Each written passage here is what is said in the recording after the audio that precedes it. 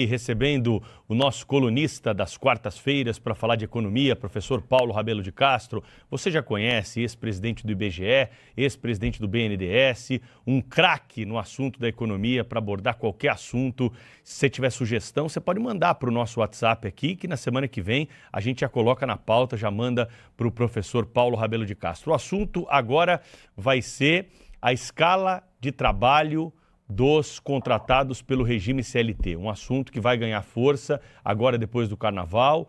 A gente já tem abordado esse assunto ao longo da programação, mas é claro que queremos ouvir as considerações do professor Paulo Rabelo de Castro a respeito desse assunto. Professor, seja bem-vindo, hein? Bom dia. Bom dia a você que nos acompanha aqui no Jornal Gente cedinho no pós-Carnaval, e bom dia para essa resiliente bancada do Jornal Gente, que também está aí cedinho, na quarta-feira de cinzas. Pois é, Pedro, a escala 6x1 é uma determinação constitucional.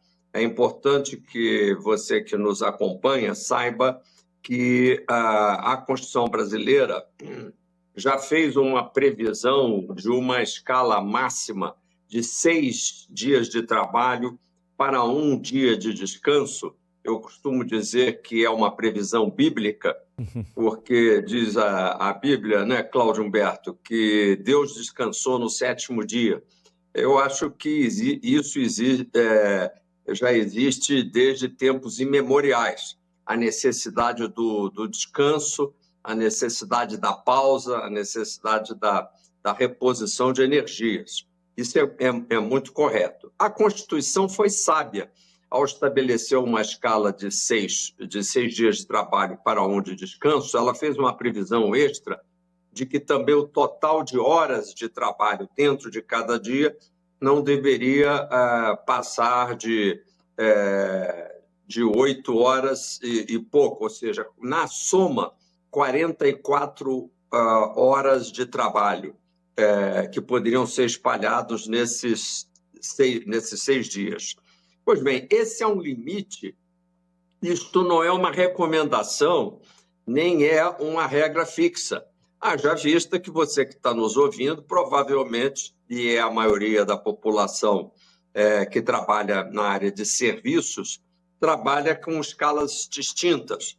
Se você é um enfermeiro, uma enfermeira, você provavelmente, na área de saúde, trabalha numa escala diferenciada, de 12 horas de serviço para 36 horas de descanso, que nem sempre são descanso, porque muitas vezes o profissional da área de saúde já emenda uma segunda atividade, um segundo emprego. As pessoas precisam de trabalhar.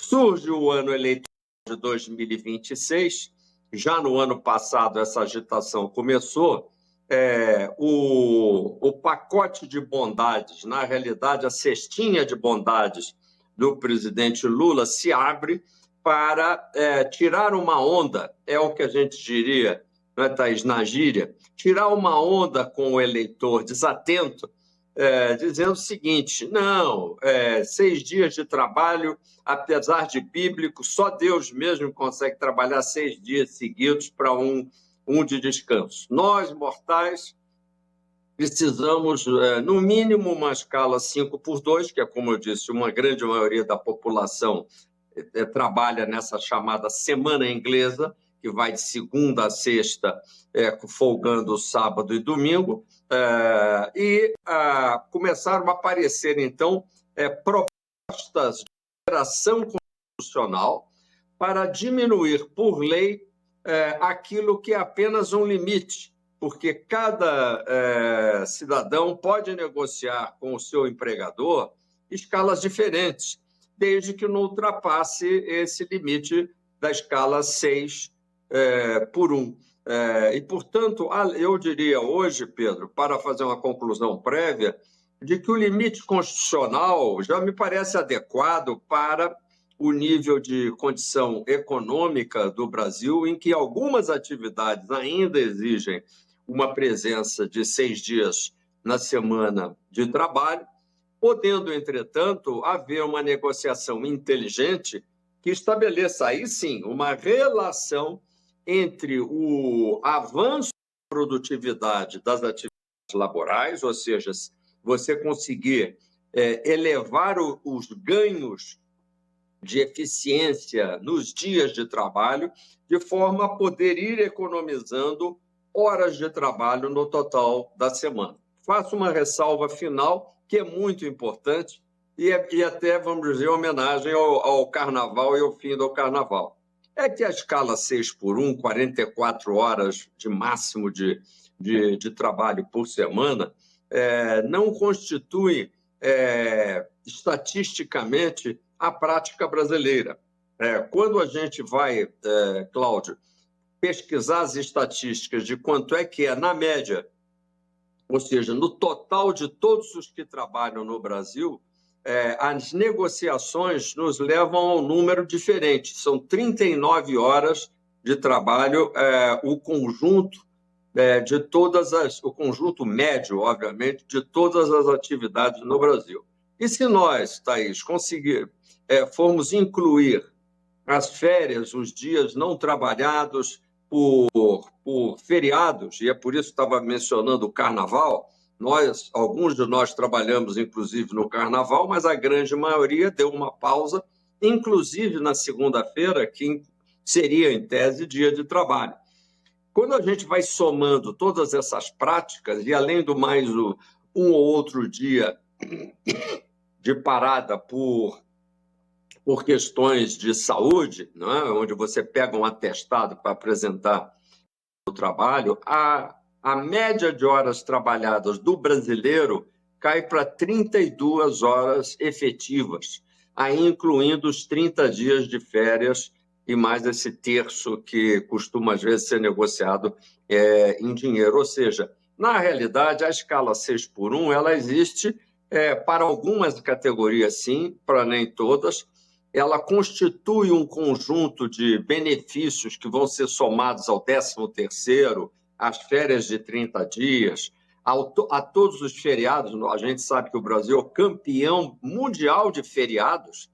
Portanto, na realidade, onde é que a gente mais se cansa quando a gente fala que a gente tem pouco tempo para a família? E isso é válido principalmente para as mulheres, que às vezes, sim, essas têm escala dupla quando tem que chegar em casa para pegar o turno doméstico de arrumar a casa, de cuidar dos filhos e outras atividades.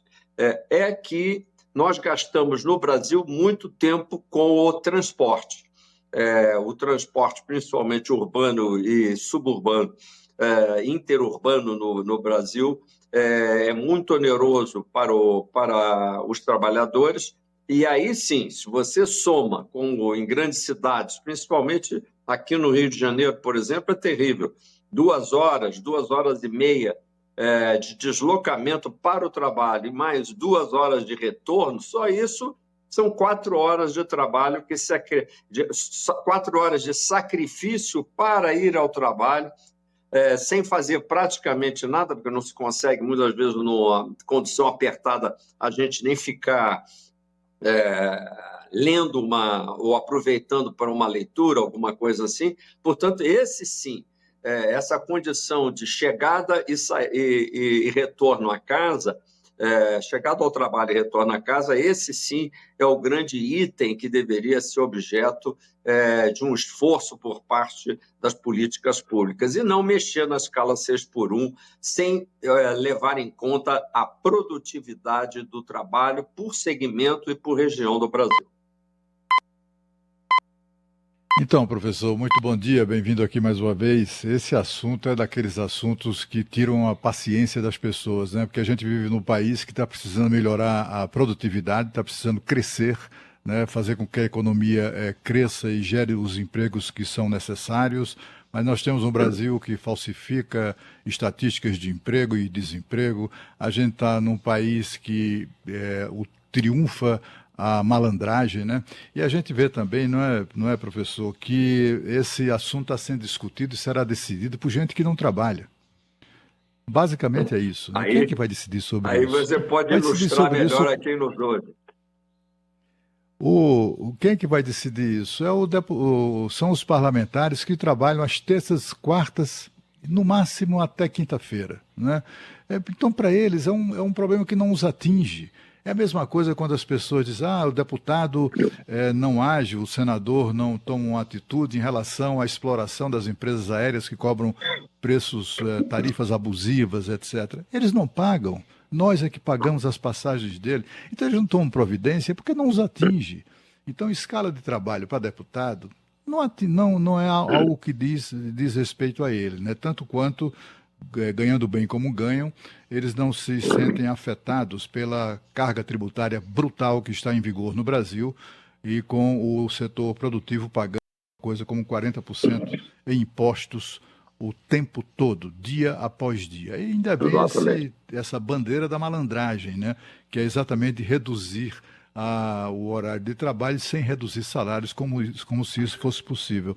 Eu queria saber do senhor se já existem estudos, né, ou projeções apontando para o impacto disso no emprego real, né? Não é aquele emprego escamoteado pelo IBGE que exclui os 55, 60 milhões de adultos beneficiados por programas sociais. Eu falo o emprego e o desemprego reais, né? Há já estimativas com relação a isso, porque assim, o Brasil tem baixa produtividade, precisa aumentar a produtividade em 22% no mínimo para suportar uma coisa como essa, e isso não me parece possível, né? Queria que o senhor falasse sobre esses aspectos aí da questão.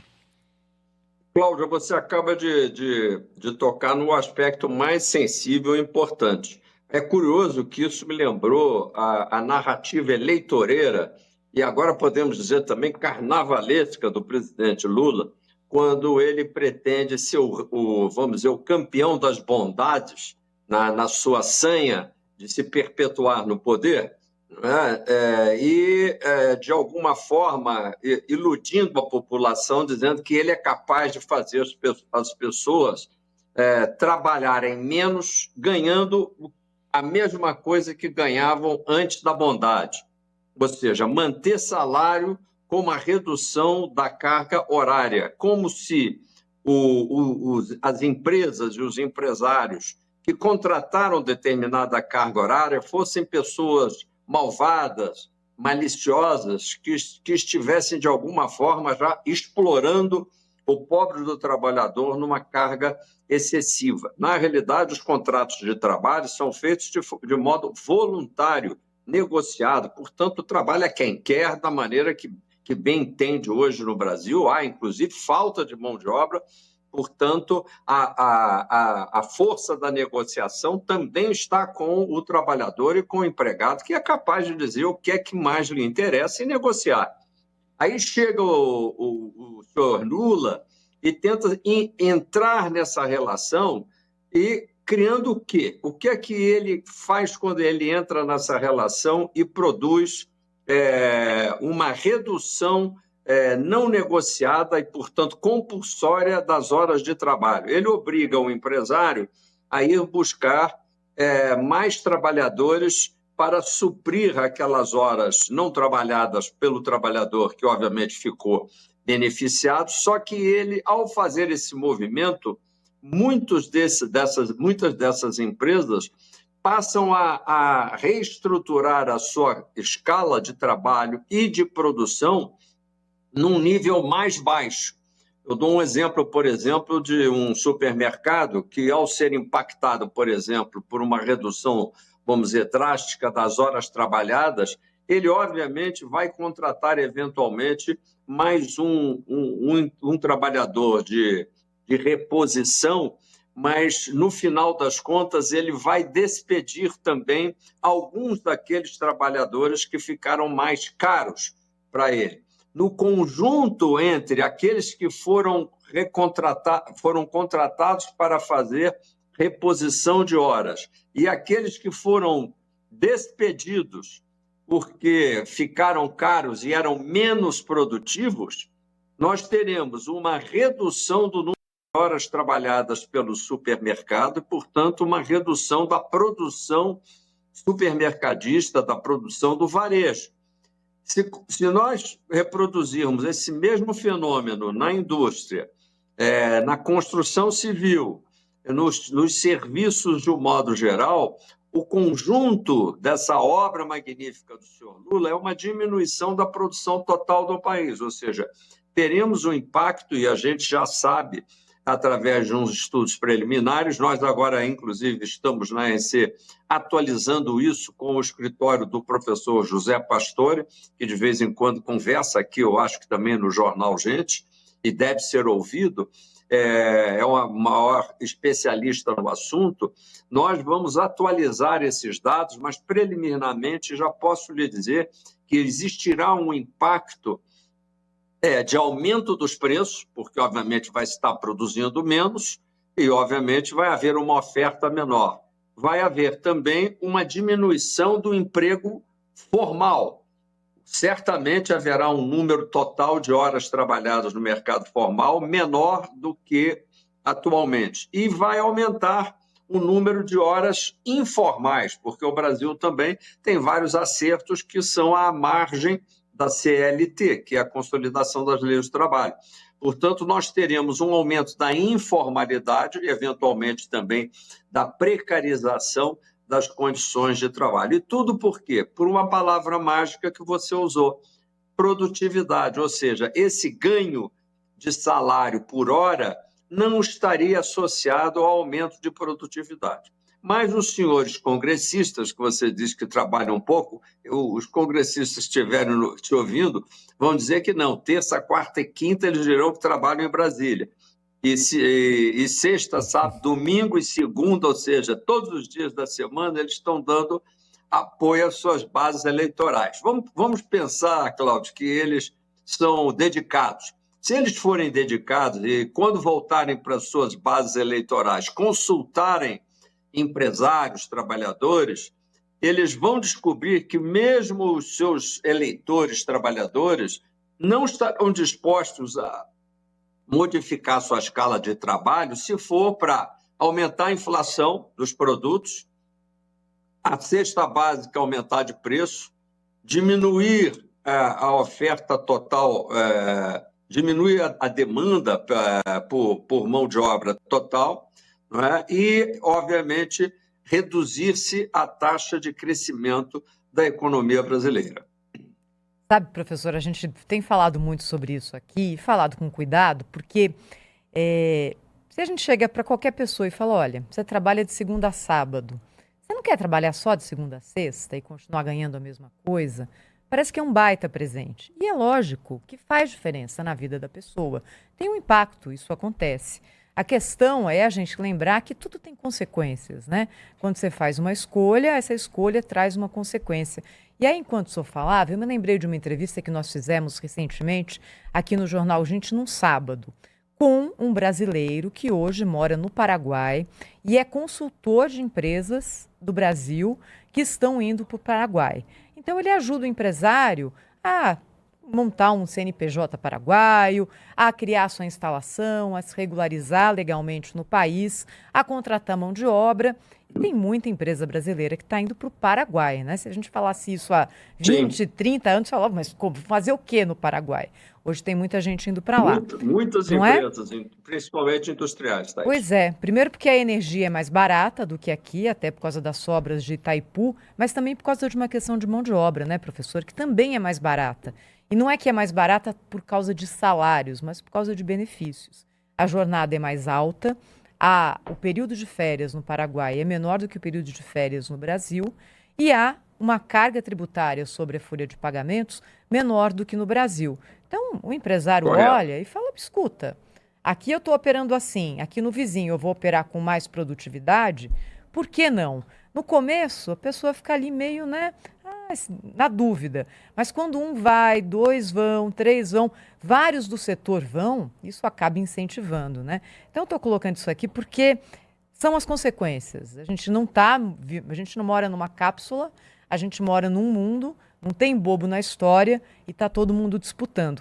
Mas no Congresso, professor, parece que todo mundo já deu como certa a aprovação da escala 5x2, não é? O fim da 6x1. A gente até entrevistou também aqui no Jornal Gente, na semana passada, o deputado Joaquim Passarinho. Ele é da Frente do Empreendedorismo e ele falou o seguinte, Thaís, não vai ter quem tenha coragem de, num ano eleitoral, votar contra esse projeto. Já era, já passou e vai passar logo e vai passar a se bobear agora no primeiro semestre.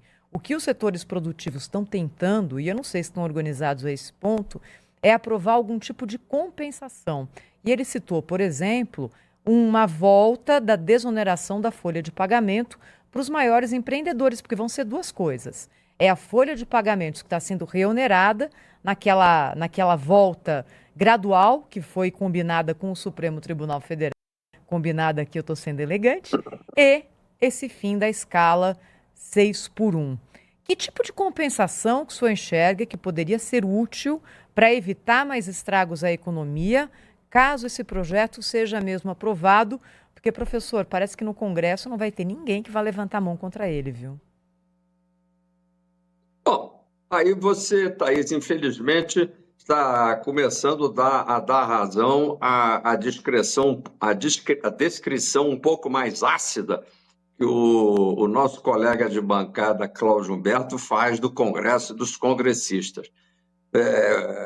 Você não usou o termo, você é educado e diplomática demais, mas se a gente afirma que 500 e tantos camaradas são todos bananas, capazes de ter que se submeter a uma proposta estúpida só porque ela soa popular no ano eleitoral, é embananar todos os congressistas brasileiros e transformar todos os brasileiros eleitores em estúpidos.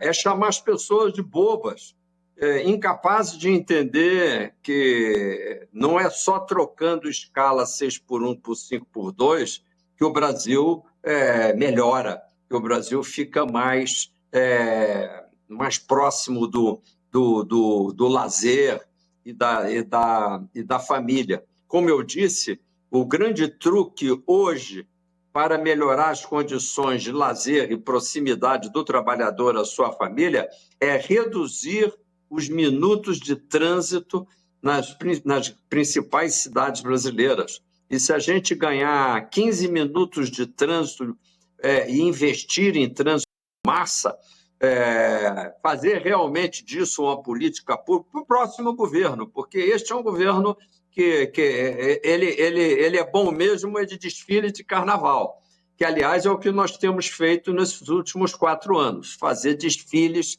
carnavalescos de bobagens que são apresentadas. Dentro desse conceito, no entanto, expendido pelo deputado Passarinho, que é um ótimo parlamentar, por sua vez, eu diria que a parte final do que ele disse é muito importante. Se nós vamos reformar o mundo do trabalho, analisando essa escala 6x1, devemos fazer isso no contexto de um custo total de produção, tendo em vista que o Brasil compete com outros países que têm custos de produção mais baixos. Estamos começando a perder no futebol da produtividade, perder do Paraguai, como você tem lembrado. No futebol da produtividade, nós levamos de 7-1 do Paraguai. E por quê? Porque estamos empilhando benefícios sem pensar no avanço da produtividade desse trabalhador. E o governo não tem a capacidade de produzir produtividade. Agora, ele pode produzir mais flexibilidade na lei trabalhista. Portanto, nós esperamos que o Congresso Nacional use a palavra flexibilidade como um norte, flexibilizar as relações de trabalho, favorecer o negociado sobre o legislado, dar maioridade política e civil para os trabalhadores e assumir que os trabalhadores hoje têm, individual e coletivamente, capacidade de dizer não ao patrão. E não é não. Quando ele não quer trabalhar, na segunda-feira de carnaval, eu mesmo levei um não. Não, eu não venho trabalhar. Eu disse, não, perfeitamente, ok. Não venho trabalhar na segunda-feira de carnaval, o que eu vou fazer? Então, na realidade, hoje, o empregado também manda. E ele só precisa ter flexibilidade nesta relação. E dentro desse conjunto, há uma proposta do senador Laércio Oliveira, que acabou de ser apresentada, de desoneração da folha de pagamento no que tange à contribuição do empregador para o INSS. Óbvio que o INSS teria a sua contribuição deslocada para o faturamento da empresa.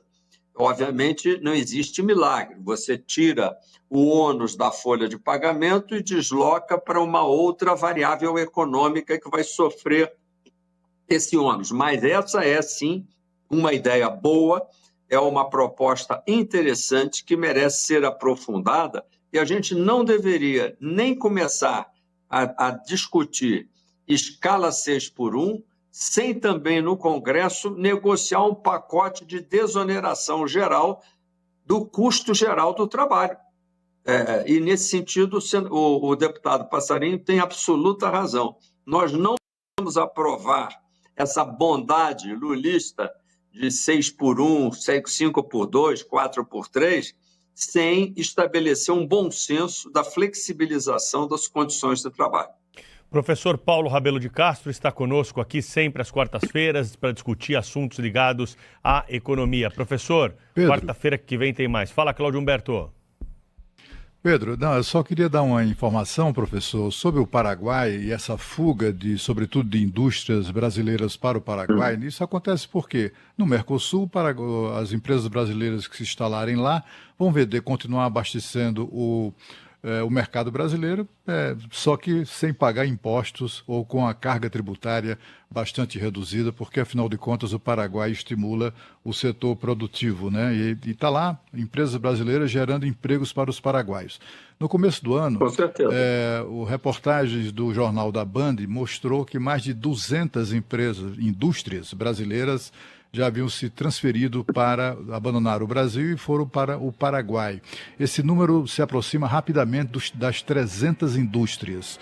E agora, nesses últimos dias, causou até uma certa comoção.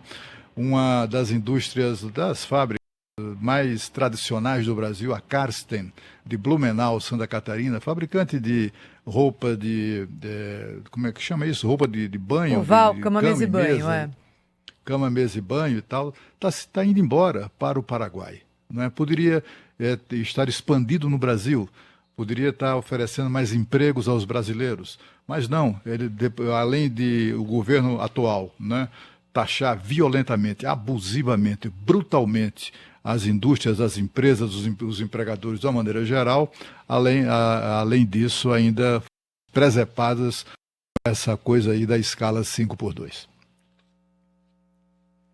Muito bem, Cláudio. É isso mesmo, Cláudio. Professor Paulo Rabelo de Castro. É isso mesmo, Cláudio. Volta com a gente aqui na semana que vem para discutir mais assuntos da economia. Boa semana para o senhor, professor. Uma boa semana para vocês, bancada, para você que nos acompanha. E como muitos dizem, é depois do Carnaval que o Brasil começa a trabalhar. Então a gente pode fazer a conta de que a escala 6x1 é só depois do Carnaval. Tchau, professor. Até a próxima. Já já o Jornal Gente volta. Até a próxima semana. Obrigada. O Jornal Gente volta já já para falar um pouquinho também sobre Carnaval, né, Pedro? Aliás, hoje é quarta-feira de cinzas e a gente vai trazer aqui os destaques desses 4 dias de folia, aliás, com uma mega transmissão da Band no Rio de Janeiro, em São Paulo, em Salvador e a cobertura em todo o Brasil. Já já, aqui no Jornal Gente. Rede Bandeirantes de